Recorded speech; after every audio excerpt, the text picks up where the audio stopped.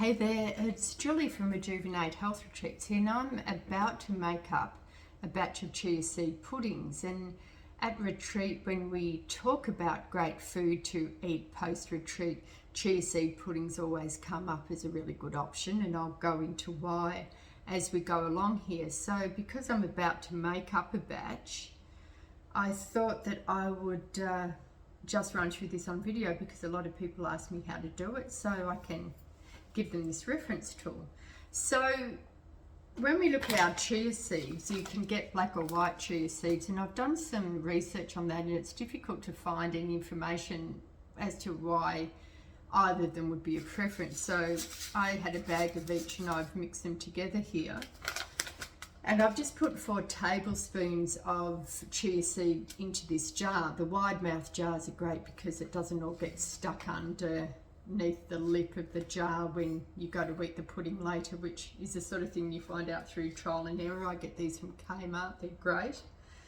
So when you look at the nutrient value per 20 grams of chia seeds here, I've got 40 grams, so it's double. So the protein in 20 grams is 4.1 grams of protein. So I've got 8.2 grams of protein there. Carbohydrate value 0.9 grams, so 1.8 grams, which if you're looking at a low carb type diet, that's fantastic. And the sugars are only 0.2 grams, so 0.4 grams all up. We've got dietary fiber. For those of you on a keto diet, you can research the dietary fiber in chia seeds, which is quite high, and that brings the overall net carbohydrates down. We've got calcium, magnesium, a lot of good nutrients in chia seeds, and your omegas, great omega content in them as well for your good fats. So there's a lot going for the chia seed if it's used properly, and by that I mean you've got to make sure you soak them before you eat them, and you get that gelatinous effect going on, because otherwise they go straight through you. So there's various things you can Google out there about how much liquid per tablespoon of chia seed puddings and should you put in there. So I always look at how much protein I want to get in a meal and work backwards from there. So I find the 4 tablespoons, that's going to start me with 8.2 grams of protein, and the recipe I was just looking at was 1/4 cup of milk per tablespoon. So we've got 4 tablespoons here. So this is going to be about a cup of liquid, which I find works well. So when we look at milks, I'm not going to go into now the pros and cons in different types of milk and dairy, but personally I love using this unsweetened organic coconut milk for these. It's one of the very few products that has too many additives in it. So here we've got Australian water, organic coconut cream, salt and some vegetable gums, and I got that from Woolworths for $4.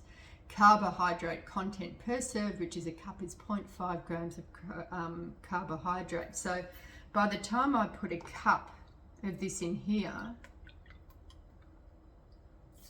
we've got 1.8 plus 0.5 grams of, so what are we at?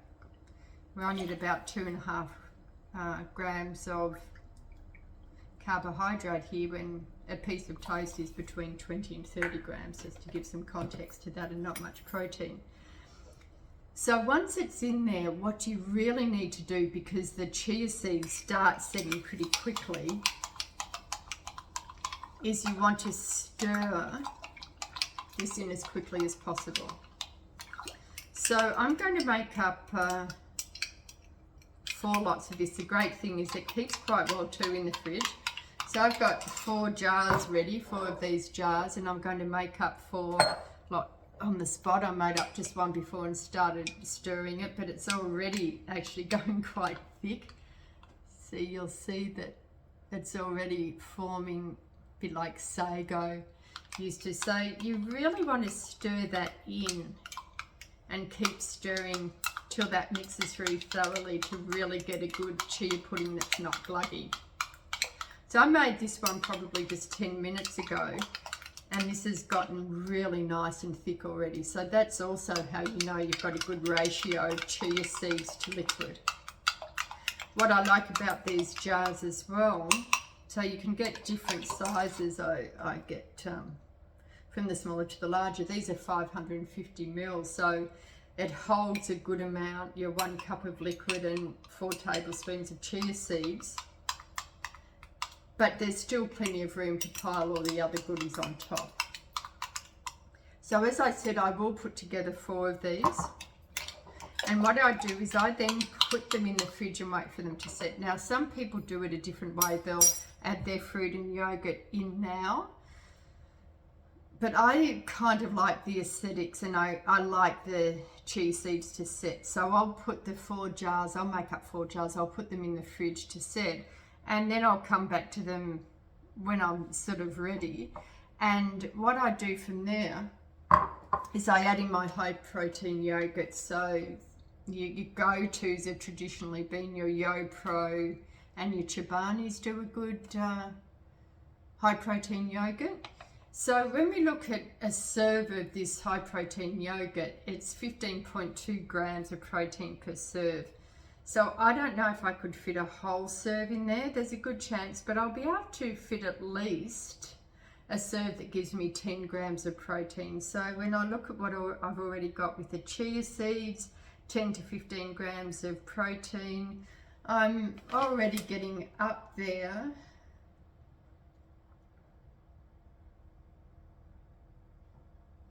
to at least a 20 grams of protein mark.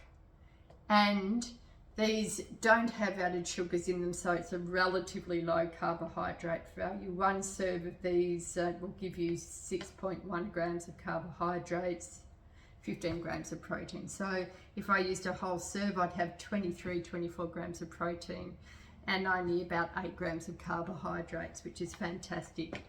As I said, keeping in mind a piece of toast is somewhere between 20 and 30 grams of protein and doesn't have anywhere near the nutrients.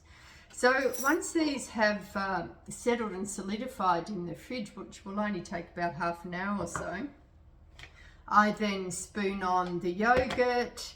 I have my mixed berries here, so I'll then add in some strawberries, raspberries, blueberries on top of that.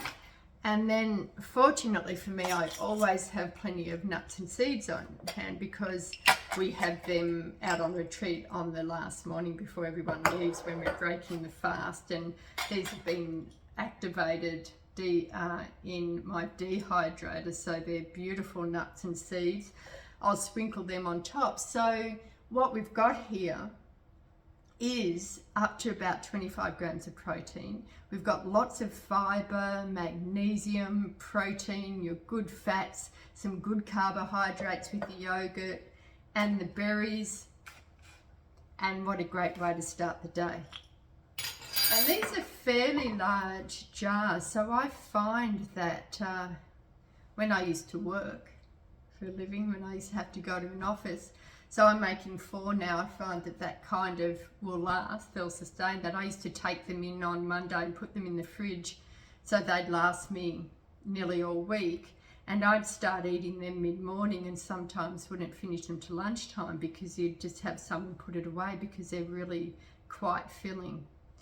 So there you are. There is my chia pudding recipe. Of course, there's variables there to the milk that you can use, the fruit that you can use, being mindful of fruit. Berries are always advocated as being the fruit of preference when you're looking at a lower carbohydrate diet, and they've also got all the wonderful antioxidants on them. In them, for those of you with a dairy intolerance, you can put in your coconut milk yogurts, etc., but we're lacking the protein there, so I would suggest then maybe stir in a good collagen powder into your yogurt, and that's a great way of getting your collagen and protein in as well. So any queries about this, I will post this and you can make some comments or you can send me some questions. I don't talk about calorie content in foods because that's not what we're looking at with this newer, more advanced awareness around food. We're looking at the nutritional value, the balance of our proteins, fats and carbohydrates to make sure we're getting the really good fuel we need to give us good energy to get through each day. And when we've got good energy, we follow that with the behaviours and patterns that contribute to a positive overall state of health. And let's face it, that's what we're really looking for. So thanks for watching. Bye for now.